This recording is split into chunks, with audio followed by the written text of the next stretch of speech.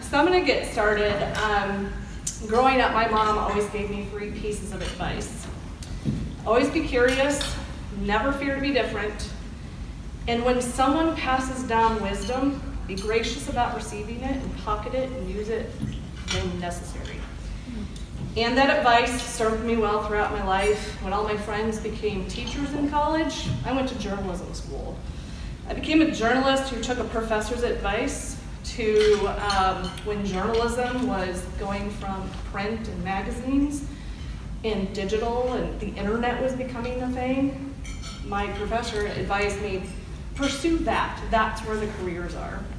So I came to Putman about 10 years ago and was put in charge of digital operations for foodprocessing.com. And throughout those 10 years, I have covered the top food companies. I've covered the likes of Indra Nui, Denise Morrison, and Irene Rosenfeld. And I have been in awe of these women, the CEOs of these top food companies. And I was always curious, and I always wanted to learn about how they always seem to have it all, the typical have it all. They had careers, families, and they had companies that respected them. I was just always curious and fascinated with that. And in 2015, I kind of got my big break. There was a group of women who had created this project called Words of Wisdom from CEOs in the country. And they came to food processing, came to me and said, hey, you've got the pulse, you've got the beat on the food industry. We want to help you, give you the advice and push you through to do a project for women in the food industry. And I'm like, heck yeah, I'm all over it. So I set out asking people, used the audience that we have for foodprocessing.com, and asked on our website, who do you think are some of the most amazing, cool women, just inspiring women that you can think of? And what came out of that, and I apologize to Jolene's daughter, but this is the name of the program, we called it Kick-Ass Women in Food. And you have to understand that when we were putting this together, I was also training for my black belt in karate. So anything having to do with the word kick-ass or being a strong woman or something to that effect was all over it. So thus created what became 15 women who provided words of wisdom from kick-ass women in food. And it started in 2015 and kind of headed to heyday 2015 to 2016. And we continued. We talked about it, we promoted it. It kind of lost some steam toward the end of 2016. And it never died, though, in my eyes, and it never died in my email because we would get, or I would get, and then our editor-in-chief of the magazine, Dave Fusaro, would get emails asking, hey, are you going to do one of those? Because I know an amazing woman. I know a kick-ass woman. I want to nominate somebody. And so after about the 20th email, or the 20th person asking, hey, are you going to do that again? I thought, you know what? This thing has legs. Let's do something with it. Let's bring it back. So I did what I normally do at Putman, and I walked over to some of my 2 favorite people that I get to work with. Walked over to Christine and Alexis, and I'm like, hey, I have an idea. Kick-Ass Women in Food was really awesome, and it got a lot of excitement. We had people like Shazi Vizram, who is the CEO of Happy Family. She was one of our kick-ass women. Jill Littman, who's the CEO of Peace of Mind. She was a kick-ass woman. Angie Bastian, the CEO of Angie's Boom Chicka Pop. Her email, I will never forget, it will be ingrained in my brain for the rest of my life, which is, I'm on my way to pick up my kids from school. They are going to think it's so cool that I'm a kick-ass woman. And that sort of thing just makes my soul it makes everything in life worth it when you hear something like that. So I'm like, let's replicate that, but let's make it bigger because we can, and because there are other women in other fields that we want to hear from. So we kicked it up a notch. And we decided, let's try this. At Putman Media, we cover all elements of manufacturing, pharmaceutical, a lot of STEM technology, as you well know because you're here at the SI conference, a lot of technology, manufacturing, chemical, oil, you name it. We cover it all. So we wanted to replicate that and bring in the opportunities. So I'm trying to come up with a name. New Kick-Ass might not play well in Peoria anymore. So we wanted to come up with something that had a little, something you could tell your kids, put on a placard and whatnot. And we liked influencer. And while influencer has some social media cred, social media cred right now, if you're an influencer, we thought we want to know who the women are that are influencing change in the industry. We wanted to meet the change agents, the women who were breaking through glass ceilings. And if they weren't breaking through glass ceilings, they were at least breaking down doors and just opening up opportunities for other women, not only themselves, but maybe for other women. And so we created the Influential Women in Manufacturing program. And it's been just a little under a year since we were sitting in a conference room at Putman Media and came up with this idea. And it has been the most exhilarating, almost year, to come up with this, to actually be standing here and to have met all of the women that we're honoring. It's been unreal and surreal, quite frankly. So I'm gonna hand this off now to Alexis, who's gonna talk about our methodology and exactly what went into how we figured out who the influential women in manufacturing are. Thank you. For those of you who don't know, we began the program in January of 2018. We knew the IWiM program was going to be too large and too important to be contained to just one brand or two brands. So we reached out to the editors at our sister publications, and with their help, we made IWiM a Putman-wide initiative. For the next 3 months, we worked to get the word out to our readers, our peers, fellow organizations, and our personal heroes.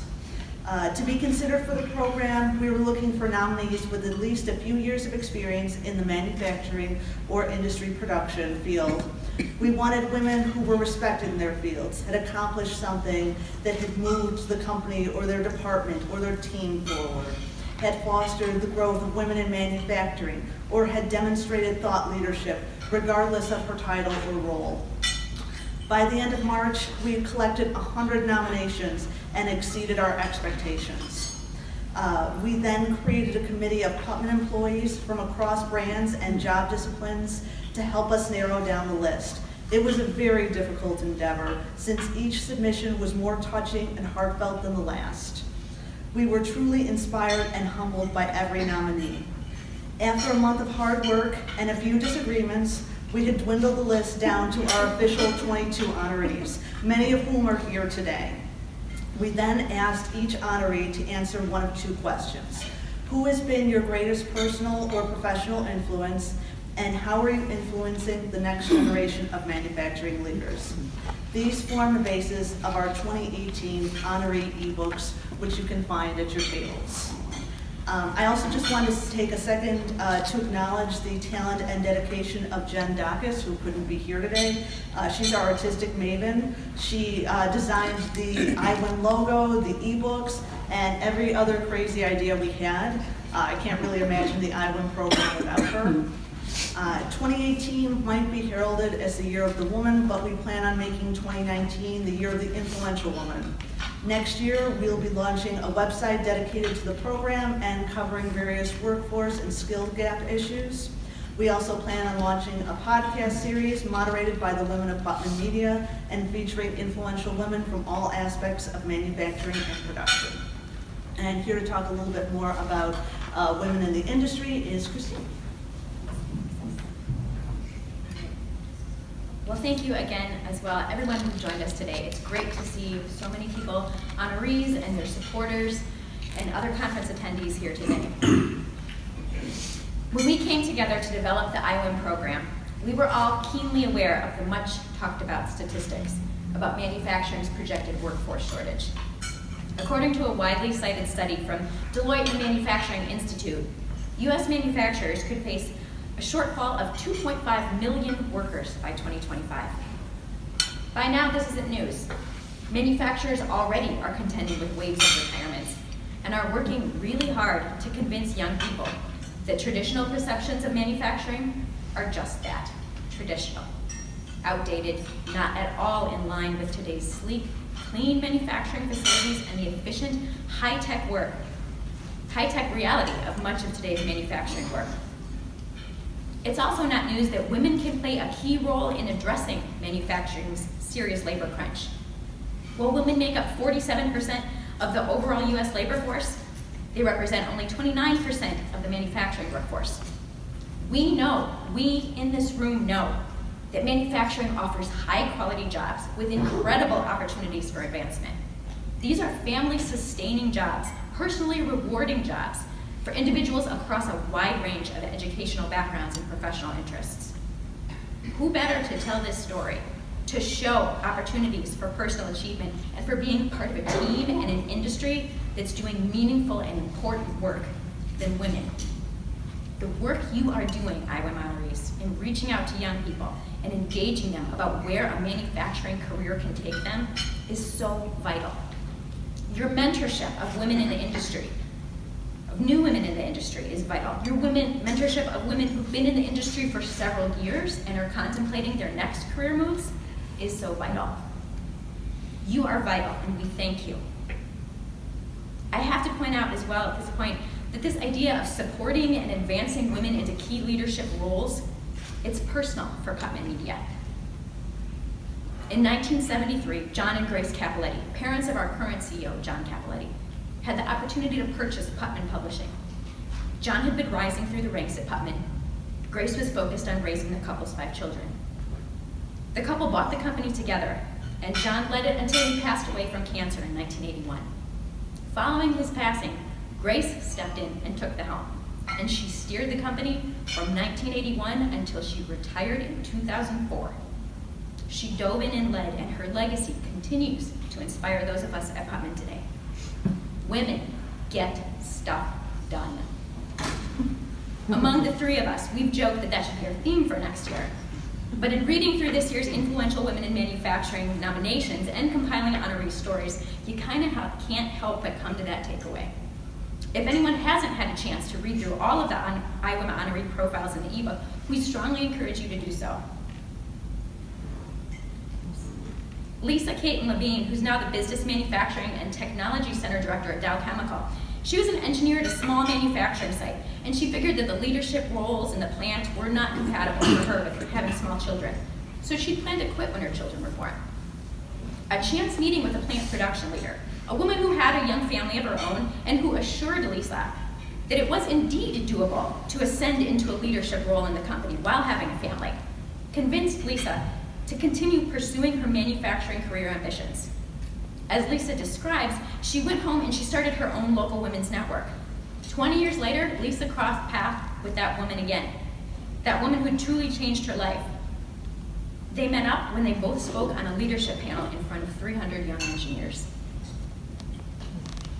Another IWiM honoree, Carol Patak, in 2000 became the first and so far only woman to be both president and CEO of APEX, the Supply Chain Society.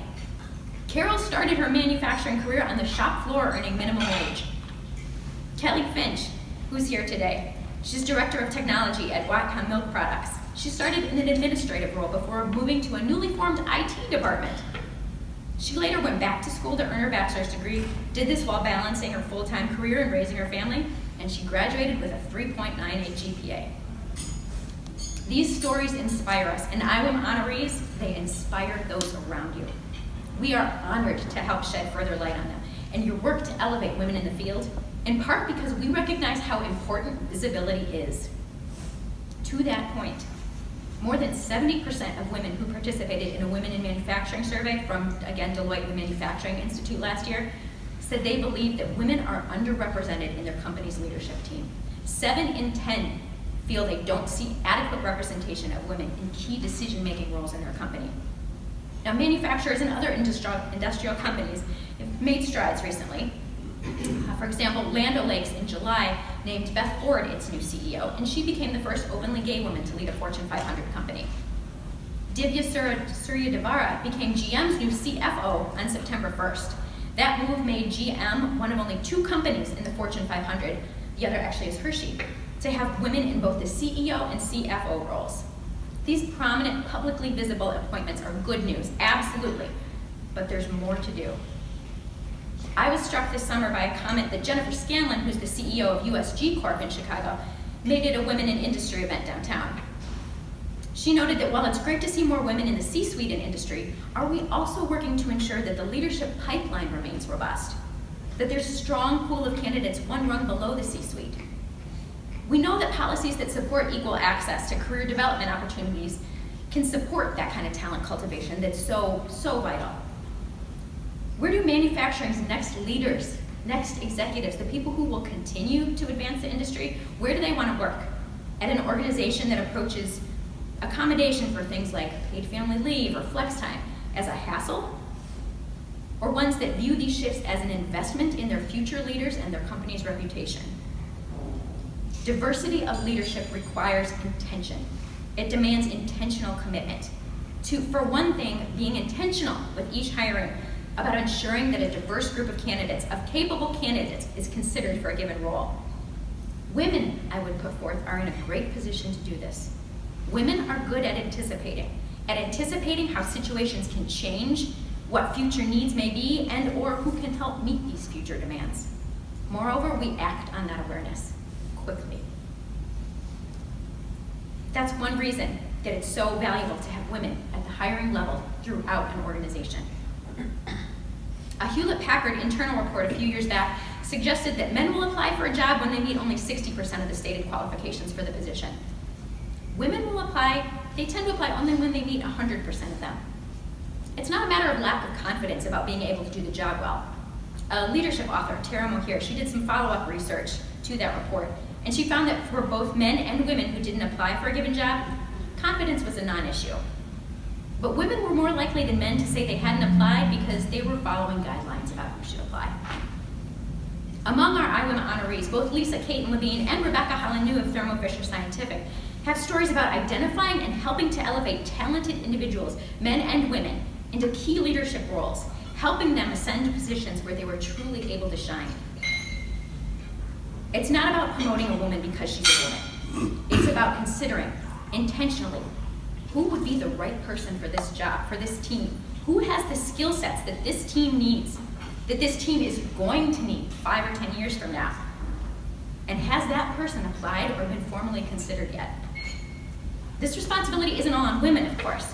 Support for elevating underrepresented groups should be led from the top, from whoever holds the top roles, whatever those individuals' gender, race, or age. Actually, the Chicago Cubs have a motto this year, a slogan to inspire fan support. It's hashtag everybody in. And that's what it takes, everybody in. It's vital to note, too, that working toward greater representation of women at all levels of an organization, it's not just about leading by example, though of course that's valuable.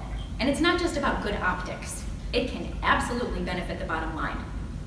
A study from not-for-profit research organization Catalyst earlier this year found that when it came to return on sales, companies with the highest percentage of women board directors outperformed those with the lowest percentages by, on average, 42%.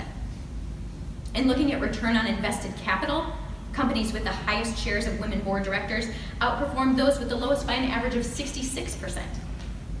A separate study this year from financial planning firm MSCI also found that companies that had 3 or more women on their board of directors did better financially than those that didn't. It is abundantly clear. There is value, any way it's defined, in working toward greater representation of women in industry, especially in key decision-making roles within a company. We know that the work doesn't end with hiring. Past that stage, we need to consider what structures are in place to help underrepresented groups get engaged within an organization and seize opportunities for further career development. It was pointed out earlier this week that one area that traditional industrial companies often struggle with in trying to make this whole digital journey is hiring people who aren't like the people who've worked there for 30 or 40 years. If a company's bringing on a wider range of people and or people who have a wider range of skill sets, what's being done to ensure that they can make the contribution they were hired to make. It's an idea that Marie Getzeg pointed out on Monday, respect for different perspectives that each individual brings to the table. Outreach and inclusion, that is such a crucial dimension of the work that these influential women in manufacturing are doing. Rockwell Automation Business Development Manager Linda Freeman, for example, is a life member and volunteer with the Society of Women Engineers, or SWE. She was also a key developer of Rockwell's SWE Resource Group, which helps women attain technical and leadership skills to prepare them for promotions and other opportunities at the company. And that group, beyond its internal work, it reaches out at the pre-college level to educate students about opportunities in manufacturing. Mary Bunzel, Marie Getzeg, Peggy Gulick, Rebecca Hollenew, and Rhonda Lomenzel, all of whom are here this morning. They all cited in their IWiM comments the value of personal mentors, what mentors have meant to them, and how they take time, amidst their insanely busy lives, how they take time to speak one-on-one with junior employees who are strategizing about their next moves. It takes deliberate effort. It takes personal and organizational commitment to address industry's immediate and looming workforce challenges. 75 years after Rosie the Riveter, women more than ever are a vital part of the talent solution for manufacturing at all levels of industry. The 22 women in our inaugural class of influential women in manufacturing are excelling in critical initiatives to drive the industry forward. They're achieving huge wins for their organization and helping to truly advance the U.S. manufacturing industry. On behalf of the IWiM committee, on behalf of Putman Media, we applaud you, we thank you, and we'd just like to say, you rock. We can't wait for 2019, and we hope you can't either. We thank you for being here today. We thank Rockwell Automation, our sponsor of this program, for their incredible support. And we'll be in touch soon. Thank you.